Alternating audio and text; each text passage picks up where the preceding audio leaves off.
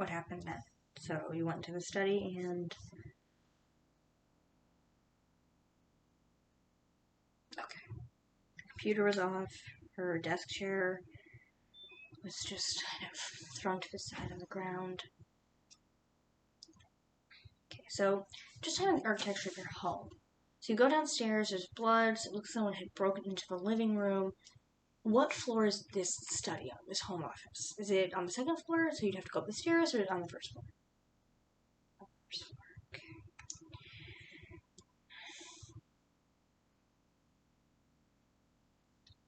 Oh, sorry, I need to pause for a second.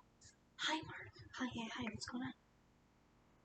Oh my god, thank you so much. Oh my god, I know I'm getting texts from crime scene guys. Thank you, Mark. We're gonna go over this evidence with him, okay? Thank you. Yeah, that was Mark. That was one of our technicians. He came in with some pieces of evidence that have been recovered that we would like you to identify. That's okay with you if you're in that comfortable space once we're done with this line of questioning. Okay, perfect. So now we're just gonna finish the timeline. So you go into the office. It looks like she was in the middle of something, right? So her files were out, and the desk chair was like thrown to the side, like she had been. Oh, okay, your words. She'd been caught. All didn't work. Okay.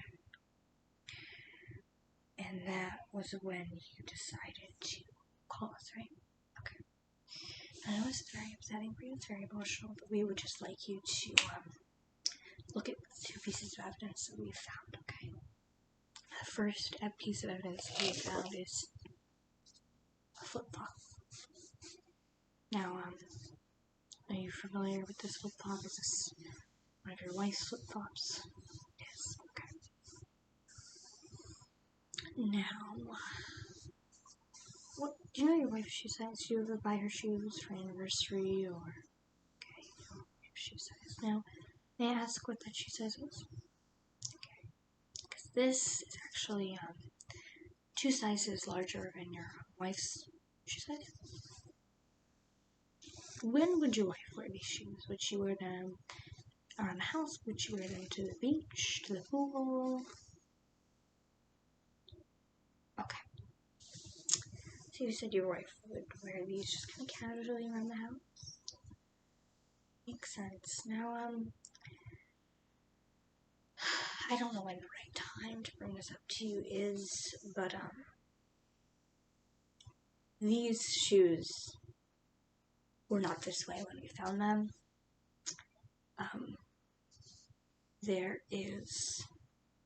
There was a significant amount of water in the shoe. It seemed as though it had to be dried in a very furious manner, but there was still lots of water soaked into the top.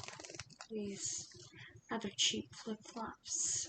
So it appears that your wife had been wearing them in some sort of water. Just ponder that for a little bit. And we did only find one of these flip-flops, so perhaps, if we're going to follow your line of thinking, whoever had come to take your wife had snatched her up in such a manner that this shoe fell off during the kidnapping attempt. There is also 2 specks of blood at the bottom of this shoe. And we are working with our crime scene techs right now and with the people in the lab to process and identify whose blood that is. Perhaps it is your wife's blood, as there was some of her blood in the living room. And perhaps there was some sort of beating or violence attached to when she was taken. Maybe that is why there are 2 specks of blood underneath these shoes.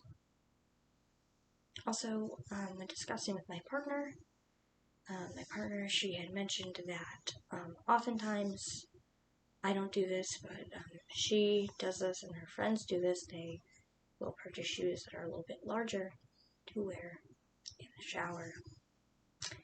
So I'm just going to leave you with that. so they can be nice and comfortable. Don't get their feet all gross. So, I will just let you ponder that. Put this back. Give it to Mark when I'm done so he can process the blood. And now the next thing we found was just sitting rather perfectly on your bed you share with your wife. And it was this box of Swarovski jewelry. Now, Swarovski is a pretty swanky brand. Do you agree? Pretty expensive. Did you like to buy your wife jewelry from Swarovski? Was she a fan? Did someone in her life enjoy buying her this kind of jewelry? Okay, you did. Okay. Did she have any pieces that were her favorite?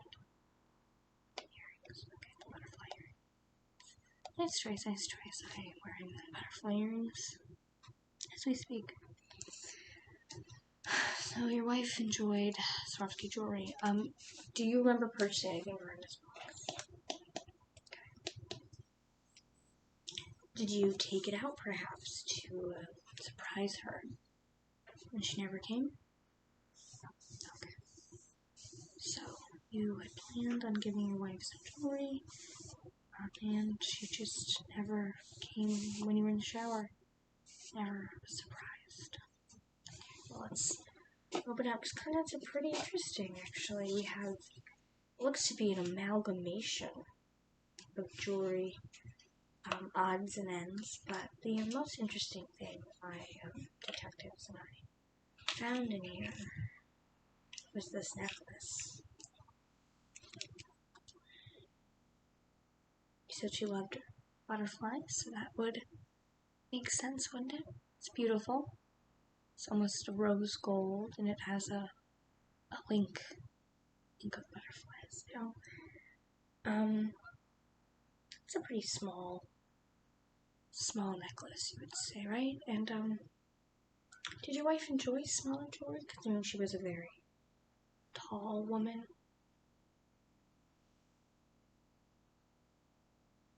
Long neck, some may say. She liked this, okay. How would you feel if I told you that we went through your wife's jewelry collection while you were here at the station with me, and actually just received a text from the technicians that I would love to open and read to you?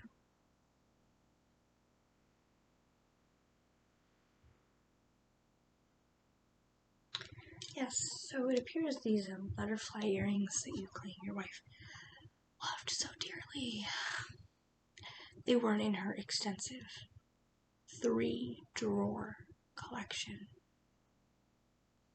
of jewelry. Not one single butterfly earring, not one, not even 2 were found. What do you think she lost then? Okay. She was complaining about losing them. Oh, that would have been interesting to mention to me. So, she had a favorite pair that you said were butterflies, but she lost them and it made her upset. Okay.